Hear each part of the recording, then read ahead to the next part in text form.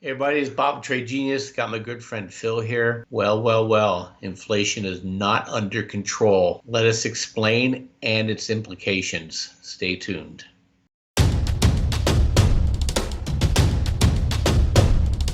Trade Genius. Hey everybody, it's Bob with Trade Genius. Usually I do fun ads. I talk about our service, but I want to be serious with you for a second. We've been helping a lot of people trading for a long time. As you can see here, I want to let them do the talking for me for a change. But most importantly, we want to help you too. If you have not joined our service yet, come check us out, tradelikeagenius.com. Full service. We have chat room. We have the algorithms for you. We give trades out every day. We educate you. So go to tradelikeagenius.com. Check us out. What you get out of our service is much more than what you put into it, and we'd like to see you in the room. Thanks for listening. Okay, Phil, I'm going to let you show some charts here in a second, but I thought I made a monologue here to get started. Okay, CPI came in hotter than expected. I think 3.5, expecting 3.4. The things that are hot right now are kind of scary because these are things people need. Auto insurance up 22%. You have transportation costs up 11%. Rents are up 5.7%. And the other thing, too, that kind of blew me away is that everybody and their brother thinks the Fed is trying to save Joe Biden's presidency, or at least the powers that be.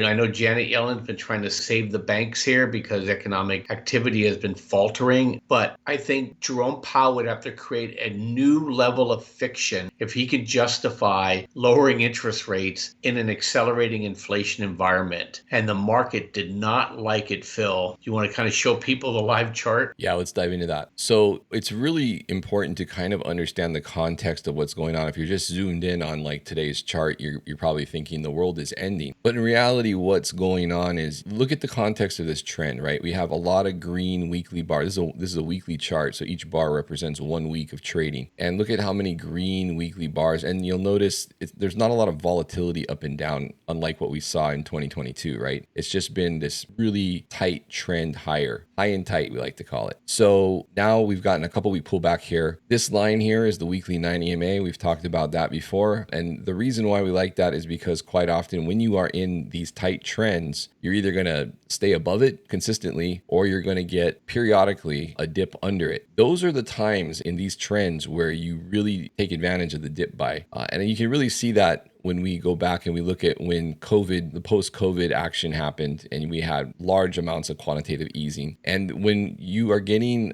any type of quantitative easing, whether it's directly from the Fed or in our current case where Yellen is actually pushing a lot of T-bill issuance into the system, and that's turning into a form of easing, these are the types of weekly bars you're going to get. So to me, this is a lot like what we saw when we got any kind of dip in 2021, where you'd come under the weekly 9. But you'll notice if you bought just any dip under the weekly 9 during that ramp job of all that QE from post-COVID, I mean, you were making a killing over the course of that trend. And if you go over to our current trend, this is really the first time we're getting a stab into that weekly 9, a meaningful stab since this thing took off. So you really have to look at this as a dip buy opportunity, and the market's going to look scary. We could push down even further this week, but ultimately anything under the weekly 9 EMA is a dip buy in a big uptrend. So that's why we like to reference this level, and it's good to zoom out and look at the weekly chart. Doesn't change the fact that at some point we're probably going to run into this scenario where we top out and we get a pretty nasty pullback. But you have to be realistic about how the markets work and what to expect in an election year. And speaking of that, we can look at the election year seasonality, which is a little different than your normal seasonality. So this is your average seasonality in orange above, and then the blue line where we say you are here is the election year, so that fourth presidential year. So we're pretty much on course, right, in terms of the move. We're pulling back here as we get into the middle of April, and then we should see a bounce out of this into the end of the month, seasonally speaking, and then another pullback in May. But once we kind of get through May, that mid part of May, it's extremely bullish going into September. And then you get one final dip, and then they usually ramp it up into the election. So I would say that, you got to just take the approach that these are dip buys, Bob, and then ultimately ultimately you want to position yourself for this rally. And I think if you just look at the price action, we've been adhering to seasonality really well, and basically on steroids even, because whenever seasonality is saying up, we do up and then some. So I think the move from May to September will probably outperform even the seasonality here, and you may not see as much dipping as the seasonal charts imply. But in terms of what we're seeing here, it's totally expected. And I think just based on what we've been doing so far, I think you have to be very bullish going in and out of the month of May. Yeah, my only caveat to this is that 4.5% line on the 10-year could cause some grief here. Yeah. And all the good guys have been hit for the seasonality, but none of the dips have been hit. And so, we could get a bigger swoon with this.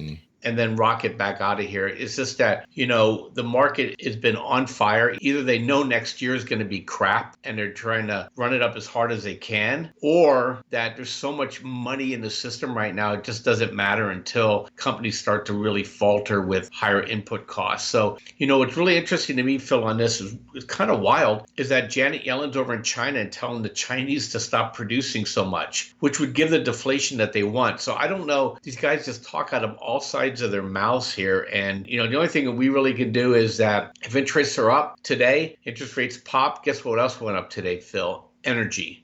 So energy had a great day, has a great day, is having a great day. And over the 4.5% area, guys, just be really, really careful, because seasonality and averages are just that. And they can blow up the gold mine here by accident if they lose control of the 10-year or the 20-year bond rates. And it looks like big money's hiding out in energy. So if we start getting a deflationary whiff, energy will roll off hard and we roll into bonds. And if not, if we hang around this 4.45 area, then I think, Phil, your scenario is probably going to be like 100% right on. So that's how I'm playing it. I'm long energy into the CPI print, having a happy day today. And guys, that's all you really need to know. It's very binary at this point. They lose control of interest rates, you want to hide out in energy, get rid of everything else. If they lose control of interest rates and we start deflating, jump into bonds. Other than that, just stay the course. Phil, that's all I have. I think it's going to be really interesting now. I'm starting to love this two-way action. And I agree with you on the 9 weekly. You have to respect it. So until they lose it, let me ask you a question, Phil, before I let people go. What would blow you off the scenario from a price action standpoint? How would the 9 weekly have to fail for you to say, well, I think it's over? Yeah, what we would look for in that situation would be the yields to continue to crank up here. That's what I got up on the chart here. The DXY,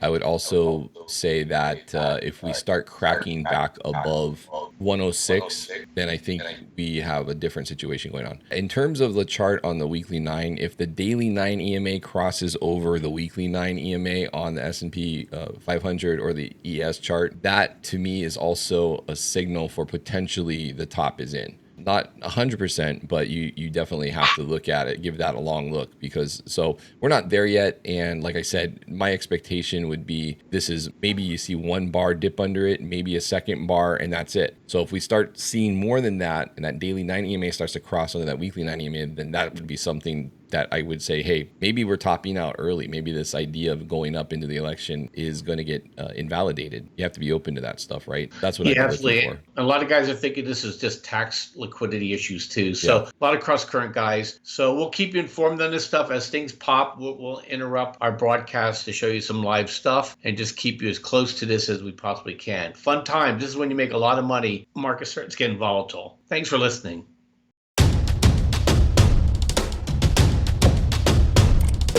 Trade Genius.